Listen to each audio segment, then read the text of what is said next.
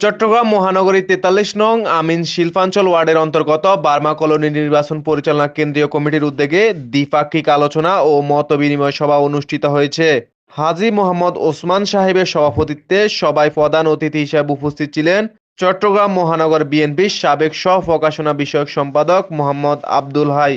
প্রধান বক্তা হিসেবে বক্তব্য রাখেন ৪৩ নং আমিন শিল্পাঞ্চল ওয়ার্ড বিএনপির আহ্বায়ক মোহাম্মদ আব্দুল বাতেন। সভায় বিশেষ অতিথি হিসেবে উপস্থিত ছিলেন ৪৩ নং আমিন শিল্পাঞ্চল ওয়ার্ড বিএনপির সদস্য সচিব আব্দুল মান্নান। এছাড়াও উপস্থিত ছিলেন ৪৩ নং আমিন শিল্পাঞ্চল ওয়ার্ড বিএনপির যুগ্ম আহ্বায়ক হাজী আব্দুল গনি এবং চট্টগ্রাম মহানগর স্বেচ্ছাসেবক দলের সাবেক সহ-সাধারণ সম্পাদক আব্দুল মান্নান। পাঁচলাইশ থানা ছাত্র দলের যুগ্ম আহ্বায়ক মোহাম্মদ শাহিন, পাঁচলাইশ থানা যুব দলের সদস্য মোহাম্মদ মিলন, ৪৩ নং ওয়ার্ড যুব দলের সাবেক সদস্য সচিব মোহাম্মদ সাইফুল ইসলাম, পাঁচলাইশ থানা যুব দলের আহ্বায়ক কমিটির সাবেক সদস্য মোহাম্মদ রানা, ছাত্র দলের অন্যতম নেতা মোহাম্মদ মানিক, মোহাম্মদ ফাহিম সহ আরো অনেকে। সবাই মহিলা দলের নেত্রী হাওয়া বেগমও উপস্থিত ছিলেন। এতে আরো উপস্থিত ছিলেন ওয়ার্ড বিএনপি, যুবদল, স্বেচ্ছাসেবক দল, নির্বাচন পরিচালনা কেন্দ্রীয় কমিটির আহ্বায়ক, যুগ্ম আহ্বায়ক, সদস্য সচিব ও বিভিন্ন স্তরের নেতৃবৃন্দ।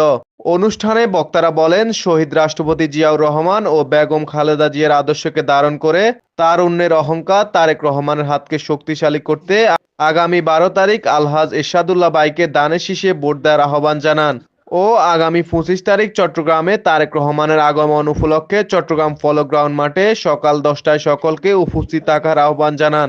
সবাই আসন্ন নির্বাচনকে সামনে রেখে সাংগঠনিক কার্যক্রম জোরদার, দলীয় ঐক্য সুদৃঢ় করা এবং মাঠ পর্যায়ে কার্যকর ভূমিকা রাখার বিষয়ে গুরুত্বপূর্ণ আলোচনা ও মত বিনিময় অনুষ্ঠিত হয়। আমরা বিগত আমাদের একটা রেকর্ড আছে, বার্মাকনির মাটি বিএনপির ঘাঁটি।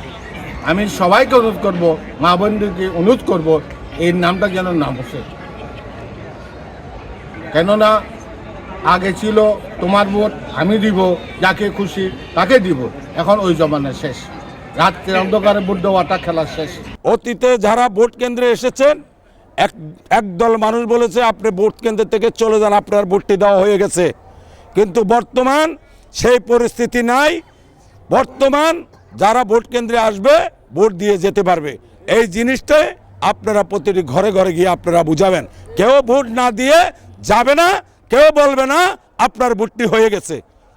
আপনারা বিশেষ করে আপনারা এই কথাগুলি গুরুত্ব দিয়ে দেখবেন। আর বিশেষ করে আমাদের এরশাদুল্লাহ ভাই এখানে ধানের শীষে প্রার্থী হয়েছেন, আমাদের ইমানি দায়িত্ব হয়ে গেছেন আমরা এরশাদুল্লাহ ভাইকে জয়যুক্ত করা। আমরা যদি এরশাদুল্লাহ ভাইকে জয়যুক্ত করে ওই জাতীয় সংসদে পাঠাতে পারি, আমরা তারেক রহমানের হাতকে শক্তিশালী করা হবে।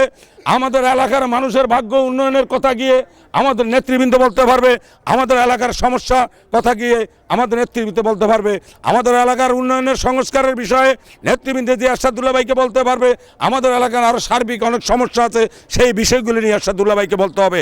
তাই আমরা ভেদাভেদ ভুলে গিয়ে, মত পার্থক্য ভুলে দিয়ে, কাঁধে কাঁধ মিলে, বুকে বুক মিলিয়ে, হাতে হাত মিলিয়ে আমরা ঐক্যবদ্ধভাবে কাজ করতে হবে। এবং আপনারা যারা মা বোনেরা আছেন আপনারা টিম করবেন, টিম করে আমরা প্রতিটি ঘরে ঘরে আপনারা যাইতে হবে। আপনারা মা বোনেরদেরকে কেন ঘরে ঘরে যাইতে হবে?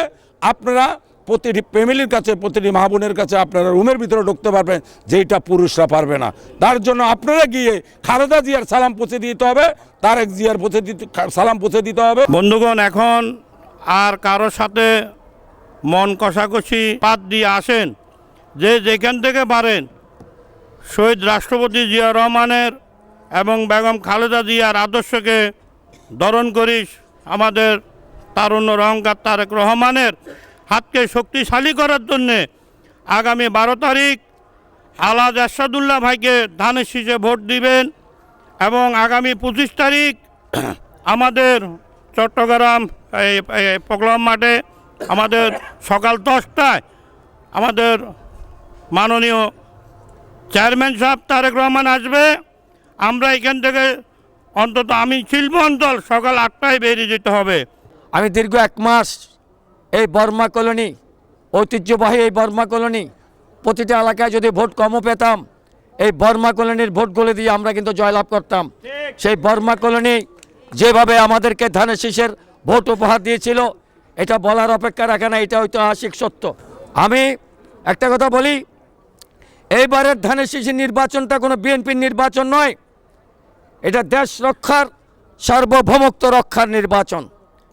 একদিকে মৌলবাদ, একদিকে বাংলাদেশি জাতীয়তাবাদ।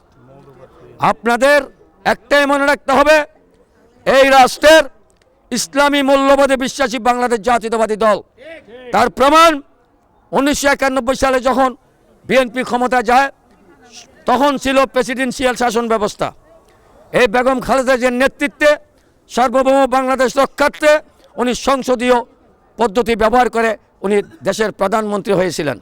সেখানে সংবিধানে জিয়াউর রহমানের যে আদর্শ, সেই আদর্শকে সমন্বয় থেকে সংবিধানের যে বিসমিল্লাহির রহমান রহিম, সেই এটার অর্থ হচ্ছে পরম করুণাময় মহান আল্লাহ রাব্বুল আলামিনের নাম ধরে যে কোনো কাজ শুরু করতে হবে। এই জিনিসটা সংবিধানে সংশোধন করেছেন। Desk news, Kafil Talukdar, MRK TV.